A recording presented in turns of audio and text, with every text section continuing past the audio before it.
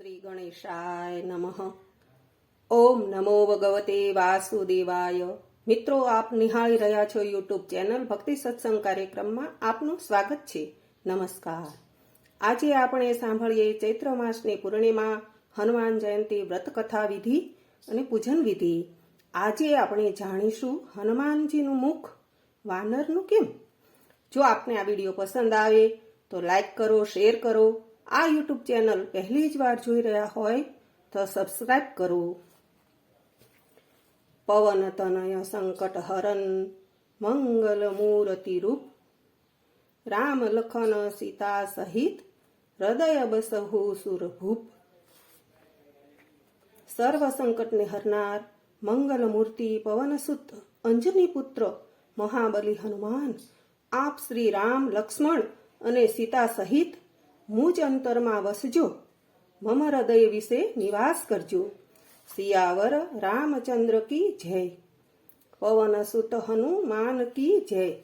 ભક્તજનો, આપણા સનાતન ધર્મમાં વ્રત કથાનું ખૂબ જ મહત્વ છે. હનુમાનજી કળયુગના સાક્ષાત દેવતા છે, જગતના કષ્ટભંજન દેવ છે. તો મિત્રો, આવો આપણે સાથે મળી હનુમાન જયંતી ઉજવીએ. ભક્તજનો, હનુમાનજીની પૂજા સમયે સૌપ્રથમ રામ સીતાનું પૂજન કરવું. હનુમાનજીને ભગવાન રામ અત્યંત પ્રિય હોવાથી રામ સીતાની મૂર્તિને પંચામૃતથી સ્નાન કરાવવું. ત્યારબાદ ફળ ફૂલ નૈવેદ્ય ધરાવવું. ધૂપ દીપથી રામ સીતાનું પૂજન કરવું. રામ સીતાની મૂર્તિ ન હોય તો રામ સીતાનો ફોટો પધરાવવો.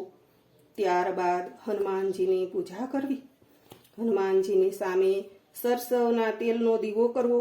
આંકડાના ફૂલની માળા હનુમાનજીને પહેરાવવી અને હનુમાનજીને સિંદૂરનું તિલક કરવું.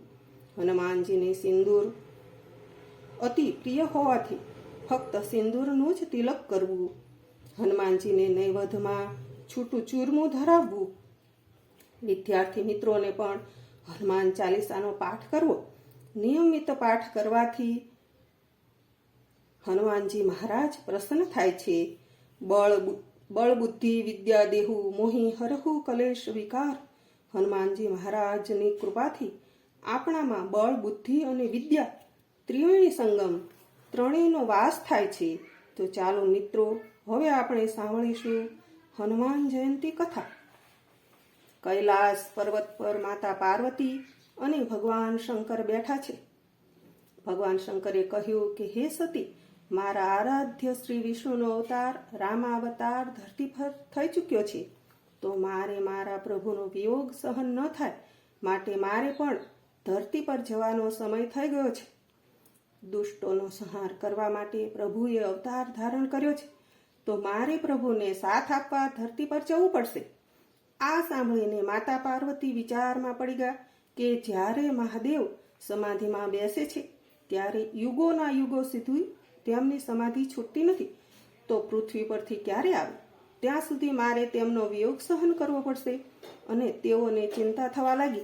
ત્યારે મહાદેવે કહ્યું કે હે સતી, હું નહીં પણ મારો અંશ પૃથ્વી પર અવતાર લેશે. જ્યારે માતા પાર્વતી અને મહાદેવ આ ચર્ચા કરતા હતા તે સમયે મહાદેવનું સિંહાસન ડોલવા લાગ્યું. મહાદેવે જોયું તો તેમનો પરમ ભક્ત ભસ્માસુર કઠોર તપ કરતો હતો. મહાદેવ પ્રગટ થયા અને ભસ્માસુરને વરદાન માંગવા કહ્યું. ત્યારે ભસ્માસુર દૈત્ય બોલ્યો કે હે પ્રભુ, આપ મારા પર પ્રસન્ન થયા હોય તો મને એવું વરદાન આપો કે હું મારો જમણો હાથ જેના માથે મૂકું તે બળીને ભસ્મ થાય. આમ તો આપણે જમણો હાથ માથે મૂકીને સામી વ્યક્તિને આશીર્વાદ આપવાના હોય છે, પરંતુ આ તો દૈત્ય કહેવાય. એણે જમણો હાથ માથે મૂકીને તે વ્યક્તિ બળીને ભસ્મ થાય તેવું વરદાન માંગ્યું. ભગવાન મહાદેવ તો ભોળા ભગવાન, તેમણે કહ્યું તથાસ્તુ. મિત્રો, ભસ્માસુરને વરદાન મળ્યું એટલે તેણે કહ્યું, પ્રભુ, મારે ખાતરી કરવી છે કે તમે વરદાન આપ્યું તે મુજબ થાય છે કે નહીં. આટલામાં બીજો કોઈ તો છે નહીં, તો મારે તમારા માથે હાથ મૂકીને ખાતરી કરવી છે. ત્યારે મહાદેવે કહ્યું, મેં વરદાન આપ્યું અને મને જ ભસ્મ કરવો છે. અને મહાદેવ તો ત્રિશૂળ ઉપાડીને ભાગ્યા. આગળ મહાદેવ, પાછળ ભસ્માસુર. અને મહાદેવે જોયું તો વડના ઝાડ નીચે એક મોટું ટોળું વાનરનું બેઠું હતું, તેમાં મહાદેવ વાનરનું રૂપ લઈને ટોળાની વચ્ચે બેસી ગયા અને ભગવાન વિષ્ણુનું સ્મરણ કર્યું કે હે ભગવાન વિષ્ણુ, હે નારાયણ, મને બચાવો. ભગવાન ક્ષીરસાગરમાં સૂતા હતા ત્યાં મહાદેવનો અવાજ સાંભળ્યો અને ભગવાન નારાયણે મોહિની સ્વરૂપ ધારણ કર્યું અને ભસ્માસુર મહાદેવને શોધતો હતો તે દિશામાં આગળ ચાલવા લાગ્યા. અને ભસ્માસુર સ્વરૂપવાન સ્ત્રીને જોઈને તેનામાં મોહ પામ્યો અને મોહિની રૂપને પૂછ્યું કે હે સુંદરી, તો કોણ છે અને તારું નામ શું છે? હું તારી સાથે લગ્ન કરવા માંગુ છું. ત્યારે મોહિની સ્વરૂપમાં ભગવાને કહ્યું કે મારે એવો નિયમ છે કે હું નૃત્ય કરું તેમ જો કોઈ પુરુષ નૃત્ય કરે તો તેની સાથે લગ્ન કરું. હવે એ વખતે ભસ્માસુર મોહિની સાથે નાચવા લાગ્યો. તો અત્યારે કળિયુગમાં નારી નચાવે તેમ પુરુષ નાચે એમાં નવાઈ નથી. મોહિનીના રૂપમાં ભગવાન નાચવા લાગ્યા. ભગવાન વિષ્ણુ નાચે તેમ ભસ્માસુર નાચવા લાગ્યો. મોહિની કમરે હાથ મૂકીને નૃત્ય કરે તો ભસ્માસુર કમર પર હાથ મૂકે. ભગવાન એક હાથ ઊંચો કરે તો ભસ્માસુર તે પ્રમાણે નાચવા લાગ્યો. અને મોહિની સ્વરૂપમાં ભગવાને પોતાનો જમણો હાથ માથે મૂક્યો અને ભસ્માસુરે પોતાનો જમણો હાથ પોતાના માથે મૂક્યો અને મહાદેવના વરદાન પ્રમાણે ભસ્માસુર બળીને ભસ્મ થઈ ગયો. બોલો ભગવાન લક્ષ્મી નારાયણની જય. ભગવાન વિષ્ણુ મહાદેવ પાસે પ્રગટ થયા ત્યારે મહાદેવે કહ્યું કે હે નારાયણ, તમે એવું તે કેવું રૂપ ધારણ કર્યું કે ભસ્માસુર બળીને ભસ્મ થઈ ગયો? તે રૂપ મને બતાવો.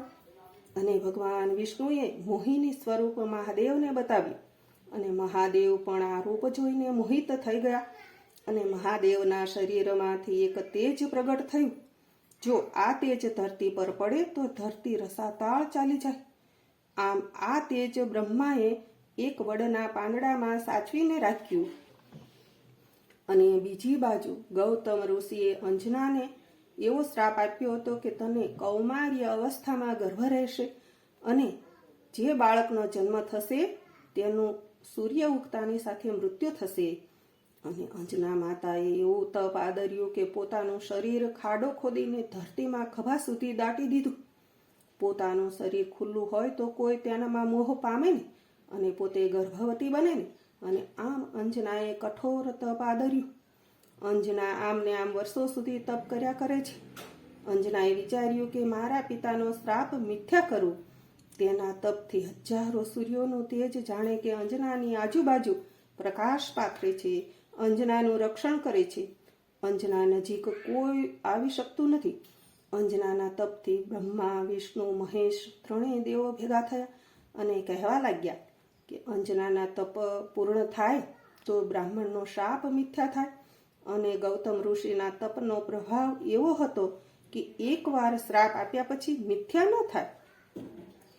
અંજનાનું તપ એટલું બધું હતું કે દેવો પણ તેની સન્મુખ જઈ શકતા ન હતા. હવે બ્રહ્મા, વિષ્ણુ અને મહેશ ત્રણેય દેવોએ એવું નક્કી કર્યું કે મહાદેવનું જે તેજ બ્રહ્માએ વડના પાંદડામાં સાચવીને રાખ્યું હતું તે તેજ મહાદેવ ફૂંક મારીને અંજનાના કાનમાં પધરાવે. આમ મહાદેવે ફૂંક મારીને પોતાનું તેજ અંજનાના કાનમાં પધરાવ્યું અને અંજનાને ખબર પડી.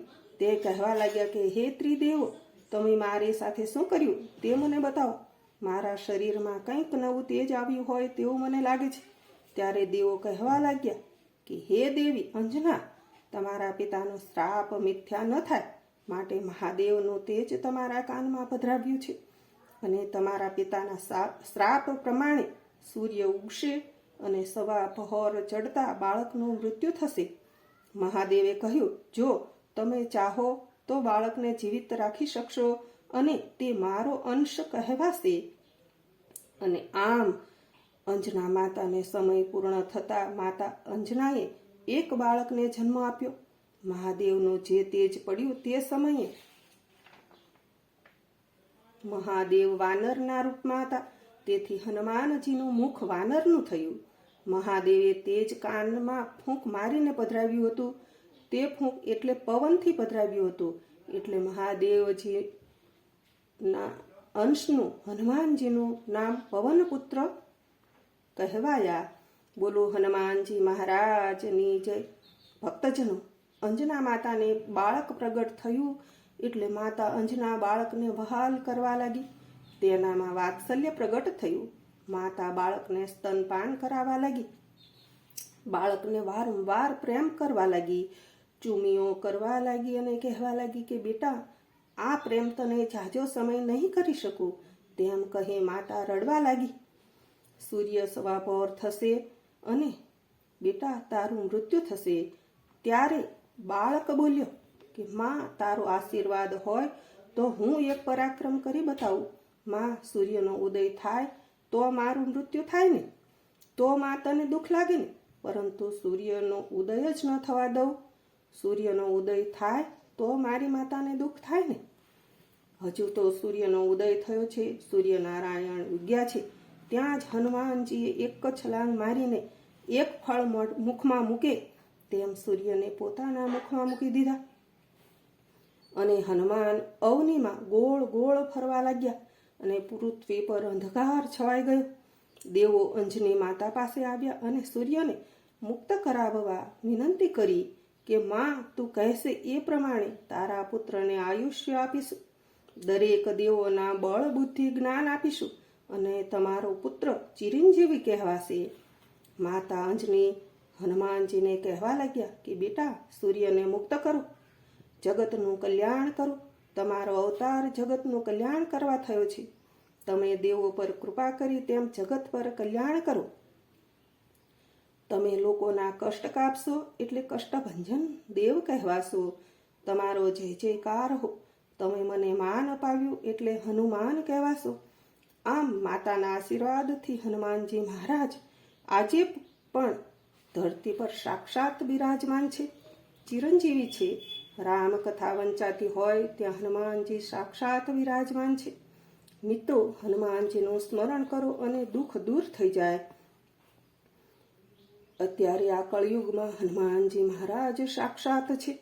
તેમને વંદન કરો, તેમને હનુમાન ચાલીસા બોલો, તેમનું સ્મરણ કરો. શનિવારે અને મંગળવારે તેલ સિંદૂર ચડાવો અને હનુમાનજી દરેક ભક્તજનોના દુઃખો દૂર કરશે. ભક્તજનો બોલો રામ લક્ષ્મણ જાનકી જય, બોલો હનુમાન કી. હનુમાનજી મહારાજની જય. મિત્રો, આપને આ વિડીયો ગમ્યો હોય તો લાઈક કરો, શેર કરો અને આ યુટ્યુબ ચેનલ પહેલી જ વાર જોઈ રહ્યા હોય તો સબસ્ક્રાઈબ કરો. નમસ્કાર.